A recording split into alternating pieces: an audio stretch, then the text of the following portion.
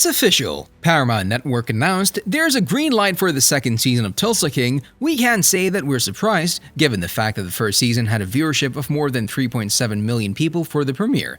Sylvester Stallone hasn't said his final word yet, and it's expected that the second season will be even better. So stay with me until the end, as I have some really great news to share with you. Now let's kick off with a short recap. Tulsa King is not the first Taylor Sheridan TV show to become an instant hit. Remember when the first episode was released? Right after the season 5 premiere of the neo-western show Yellowstone, which is another Sheridan series to keep the whole attention. In fact, I can easily say that Taylor Sheridan became one of the best filmmakers in the last couple of years. Anyway, when it was first announced that Sylvester Stallone will take the lead role as a mobster, not many were excited. So even though he's one of the most accomplished film figures working today, we had that feeling of skepticism a little bit. It's a dispensary. Oh my God, is he dead? No, he's taking a break. And that's all because this is his first TV role ever. But Tulsa King didn't turn good, it turned great. After all, Stallone had some really iconic characters in the past, so his appearance in this show was kind of a guaranteed legacy. Tulsa King gave him the part that has evaded him for decades. Okay, far away from the gritty streets of NYC, but his new pound now is Tulsa. Let's spend a moment talking about the first season. Do you know what the biggest irony is? Spending 25 whole years in prison keeping shtum for your New York family mafia, and with some nonsense about it being Virgin Mob territory to be released in Oklahoma, instead of reinstating you as the capo de capi right-hand man. So yes, this is, in short, Dwight's situation at the beginning, or the 76-year-old Stallone's first television venture if you wish. Essentially a pragmatist, he packs his bag and heads to the Sooner State, and he simply punches the new capo unconscious. Dwight, Manfredi, I want you to go to Tulsa. You serious?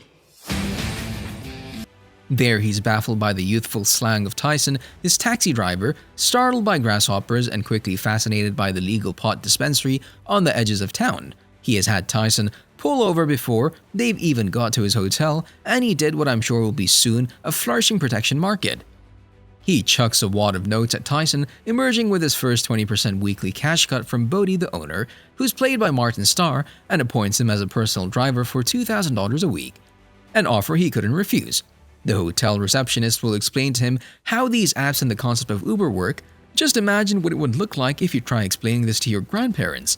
He's a mobster, but he can't hide the fact that he's old, and many things have changed in the past 20 years. Anyway, Dwight is definitely a good fellow now, and he's always available to right justice when he sees it. But of course, as long as he hasn't caused it, the creators of the show have smashed that like button, just like you should do if you haven't done so already. No, really, they hand-tooled the series around Stallone definitely, and now nobody can complain about that.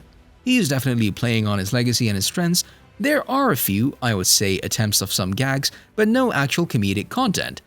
But there's a good action, and that's what we were asking for.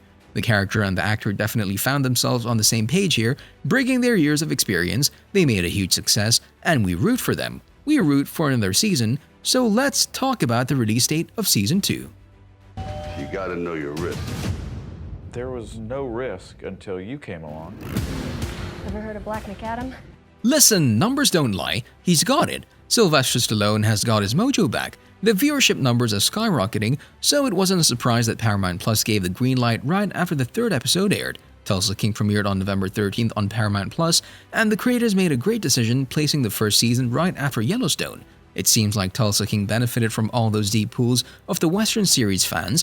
It reached 3.7 million viewers just for the premiere, and it became the highest-rated series debut across all linear networks, topping all others including House of the Dragon and Game of Thrones sequel. With its preview on Paramount Plus and on Paramount Network, it shattered records. Tulsa King, together with Mayor of Kingstown 1883 and the upcoming 1923, undeniably confirmed the success of our strategy to franchise Yellowstone and use it to supercharge streaming growth, none of which would be possible without the creative mastermind of Taylor Sheridan, said Tanya Giles, Paramount Streaming's chief programming officer. It shattered records, driving us to our biggest new sign-up day in history, which is why we instantly greenlit Season 2, added Chris McCarthy. Anyway, the release date of Season 2 will be announced very soon. The expectations are that we might see Stallone in the same role at the end of 2023, but I'm excited to see what dark corners of Oklahoma Tulsa Kings will explore next. Whatever you want. I need to see your books. Are you from the government? I just knocked your guard out, and you think I'm a CPA? Now about the cast, Although the whole story follows Stallone, there's a chance that he won't return for the second season. He was aware this isn't just a 2 hour movie, it was a big step and he made it. With his most recent statement, he definitely disappointed some of the fans a little bit. It's beyond tough. I can't believe some people have done this for 4, 5, or 6 seasons. It's brutal compared to filmmaking. I'll never say this is a hard shoot, again on a feature. But it's a big decision, it really is, said the actor. But let's hope that we'll see more of the same Dwight in the second season. As for the other cast members, nothing has been confirmed yet. After all, you know that in these mobster series, a lot of characters die, so you would never know for sure. The most important question, however, might be the storyline. Sylvester Stallone, who was rejected even for an extra in the Godfather movies, made an iconic mobster. I'm more sure than this series will be popular in 10 years. When I play my hand, you won't see it coming. Any flammable liquids or firearms?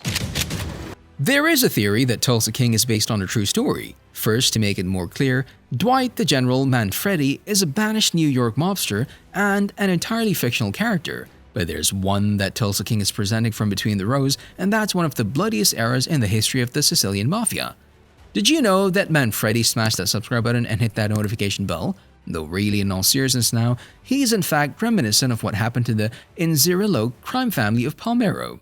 While the Gambinos ruled New York, back in the 80s, the city of Palmera was ruled by the boss of bosses, the ruthless Salvatore Riina, whom the government deemed responsible for thousands of murders. So having said that the events in this show are inspired by a bloodier history than the one in Goodfellas or The Godfather. If you ever heard about this Italian family, you know there are enough stories not just for the second, but for the third, fourth, and more seasons. Because I don't think that's a crime, even in Oklahoma. What's an ex-mafia capo doing in Tulsa? Inzerillo family was nearly exterminated by Salvatore Riina and the Corleonesi faction in the successful bid to take leadership of the Sicilian mafia.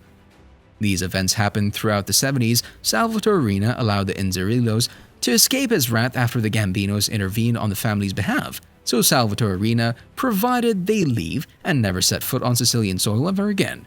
Under the radar and protection of the powerful New York mafia, the banished Inzerillos lived their lives in exile at least until the Gambino crime family fell in the next 10 years. You might not hear Italian names in the next season, but the story will definitely go in this direction. Can anyone complain about that?